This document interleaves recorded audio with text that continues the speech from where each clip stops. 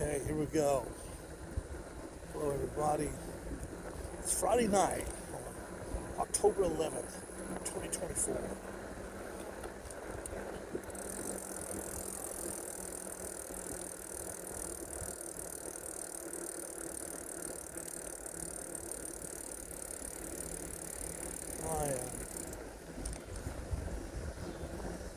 I was driving around looking at Halloween lights.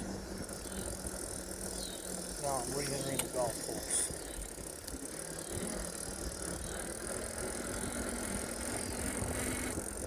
There's people out tonight.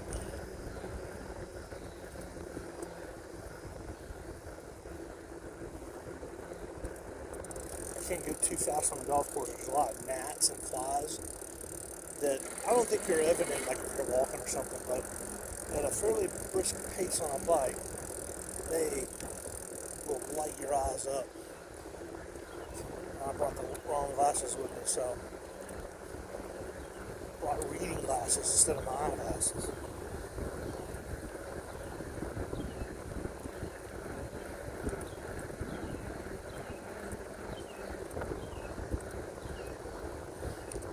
Here's the second most rickety bridge on the El Dorado golf course. The first one is that really long one that I take a shortcut over all the time.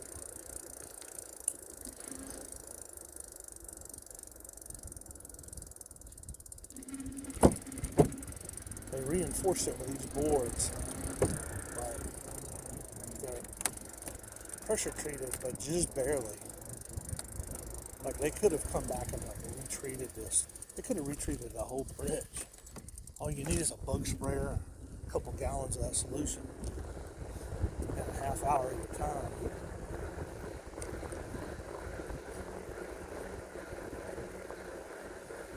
A lot of alligators in this stretch of water here. Don't see them tonight, but they make their way out.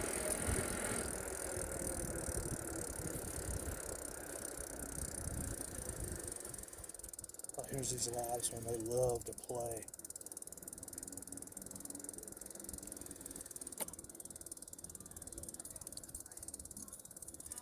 Hey, they look full of energy tonight. Yeah. Hey, buddy. Yeah. How you doing? Very good. How about yourself? Doing good. Kevin just went through. His dog's still here. Oh, good. Okay. Oh, Doc? Doc is?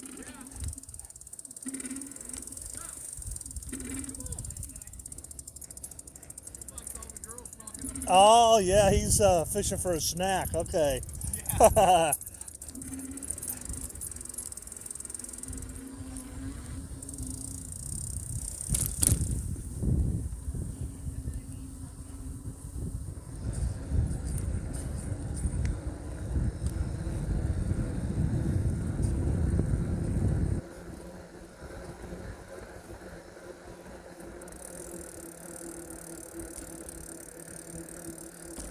That's my brother-in-law's dog, Doc. Boston Terrier, like mine. I got the female sister of Doc. Let's see if Kevin's out. No, he's inside.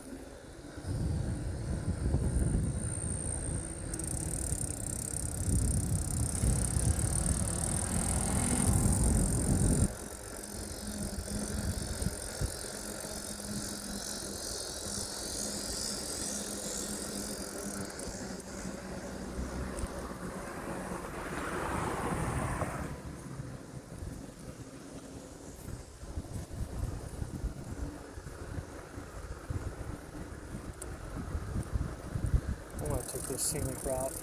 I just had to go slow because of the bugs. Just a beautiful view, Doc.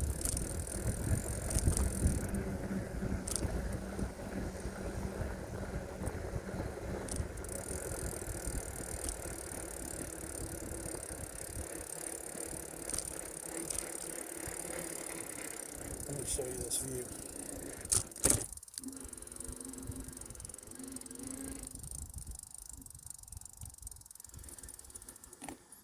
Isn't that just amazing?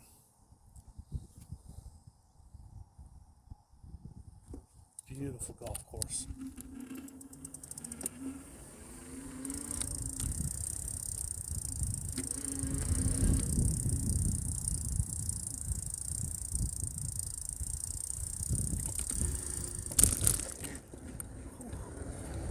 severe transition to the pavement there.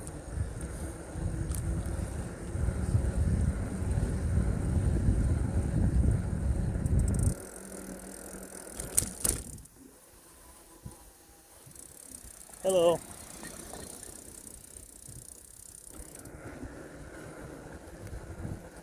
I try to get out of everybody's way. We could technically fit on this drive, but it's real easy for me to just buzz up on the berm.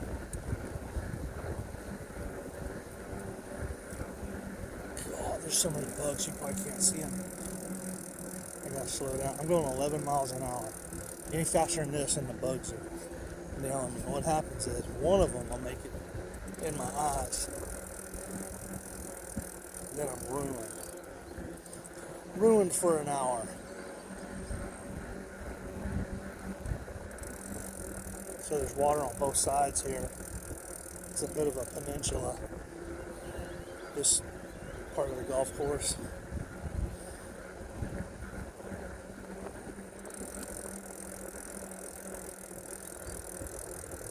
Probably a lot of balls end up in that water. And I don't think golf balls float. I mean, there might be some that do. But I'd say for the most part, they settle in the mud.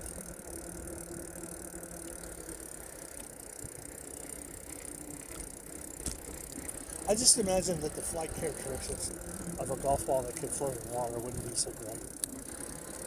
You gotta have that density. You gotta have that mass to carry that inertia to go those long distances.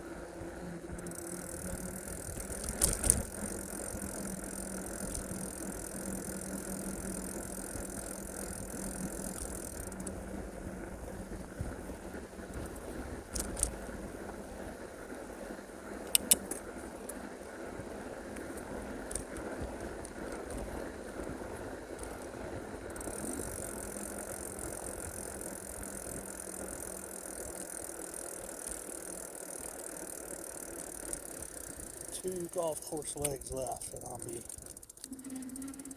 done on my ride.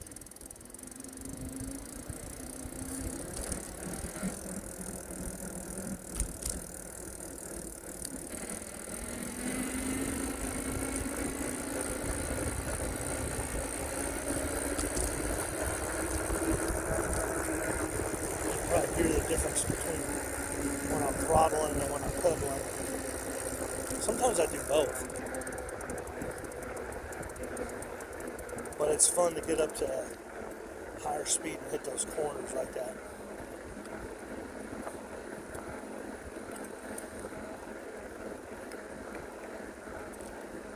Throttle alone, I can go about 20 miles an hour.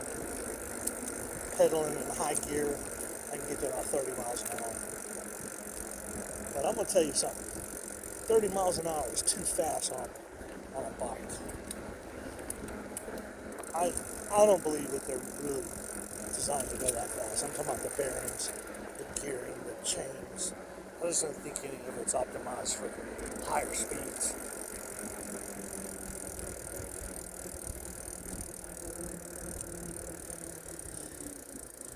Okay, every night I talk about the election. So I'm seeing interesting things. A lot of the polls are still giving it to Kamala. And for that reason, I believe there's an argument for her winning the popular vote. But the Electoral College, I believe it belongs to Trump. And I think that the Harris Walls is in a panic over that. And that's why they're rolling out Obama to say stupid racist stuff.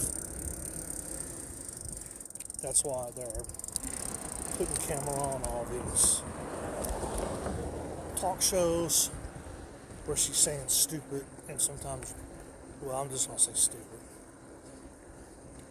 And I think all of it has backfired on them, like whatever they're trying, it's not working. Because of one weakness. Kamala and Walls, they just don't do good in these interviews because of all these questions that pop up. Like, unfortunately, if you do some stupid stuff, they're going to keep grilling you on it. Kamala says a lot of stupid stuff. She has all these weird phrases she says that nobody knows what they mean. She doesn't know what they mean. Some Gen X, no, not Gen X, some Gen Z speechwriter dreamed it up and didn't fully articulate what she meant. And it's got Kamala caught in a cycle of word salad where, like I said, nobody knows what she's talking about, and she doesn't know what she's talking about. All this what was unburdened by what used to be, what can be, whatever.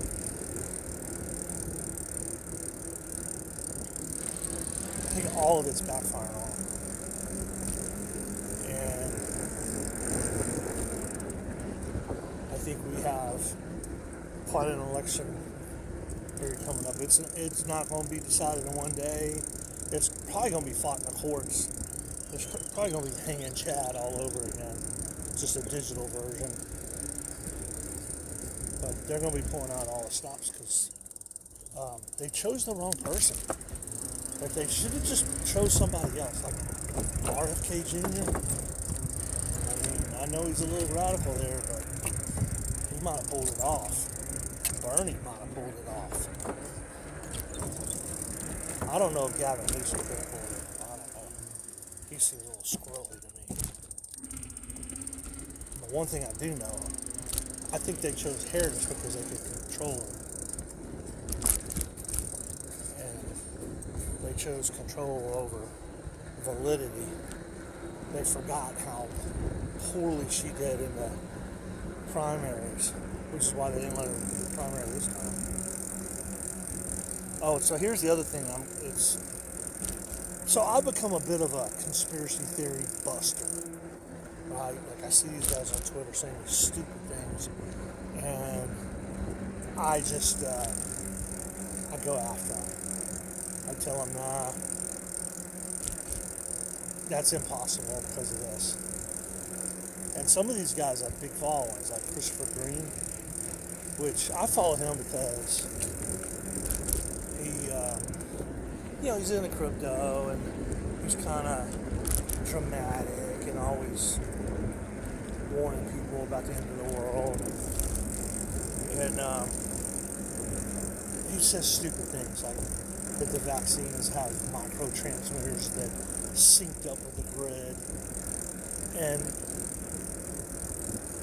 like, I don't just throw all my credentials out there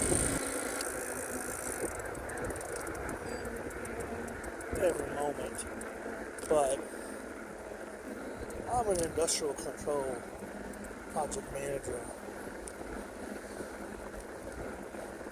and I know all about the Internet of Things and what's connected and what's not, and how hard it is to keep everything connected. And for him to be telling people that the vaccine includes some kind of transmitter that's synced up to the grid. I mean, what's he talking about, the grid? Is he talking about the power grid? Is he talking about communications network? And I assure you, man, there's nothing they can inject in your blood. It's going to sync up with a mobile network and overtake your thought patterns. It's just insane that anybody would even think that. So I just call him out on it, and I bust him on every play. Here's where you're wrong, man. And he called me a cuck today on Twitter. And he said that I was locked down in my house and not allowed to leave. Something else stupid too. And I told him, I said, man, I vividly remember COVID. I wasn't locked down. I was on the road almost every night. I was working from home through COVID. That's one thing I got out of this, is it shifted my career to remote work. And I was working from home, and I went to the grocery store, and I went to restaurants, and I drove an hour every night to see my girlfriend, who's now my wife.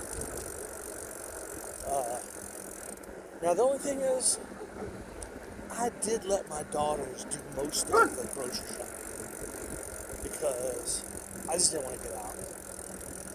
And but that was me. Just, man, I had my swimming pool and my house, my internet, my big screen TVs, my 500 channels and nothing's on, and Netflix. And I just enjoyed it. You know? It was a good time for me. I mean, making the best out of a bad situation. But I wasn't on lockdown. Nobody ever pulled me over and said, "Hey, what are you doing?" Nothing that happened. But I've heard other people tell these stories about how the only people that were allowed on the road had to have critical infrastructure stickers on their car. I didn't have that. I could have got it. I was in the oil field. And then I was power generation, or actually the grid, gas pipeline supporting the power generation for the grid. But I was also doing NERC projects associated with the grid itself, ERCOT and all that. So it was interesting that he would say that. So I said, well, I'm from Texas, and we just didn't have that. He was in Hawaii. I was like, obviously things were different in Hawaii. But he just didn't like me busting on everything. So I've become this guy on Twitter where I'm always busting conspiracy theories. And the one that cracks me up the most is the one where they're saying that the Democratic government, meaning Biden and Harris and all that, directed HAARP to create killer hurricanes and push them towards red states so that they couldn't vote in the election. And it's laughable. Like, we just don't have that kind of technology. I mean, just, come on, man. We just can't do it. You know, like, I'm not saying that we hadn't tried. I'm not saying there haven't been experiments dating back to the 40s and 50s where they're seeding clouds or like some kind of sodium, something. And they've had different versions of success, you know, where like they caused rain to happen, or the rain was more intense, or, you know, but they have never been able to take a satellite and like direct where a storm's going to go and make it more intense and all that. It's just not happening, man. And so what I think is funny about that is my guys on the right, they all think that, right? But what did these storms do? They profiled how much support we're giving other countries and not our own countries, and they've made Kamala and everybody look really bad. So there you have it.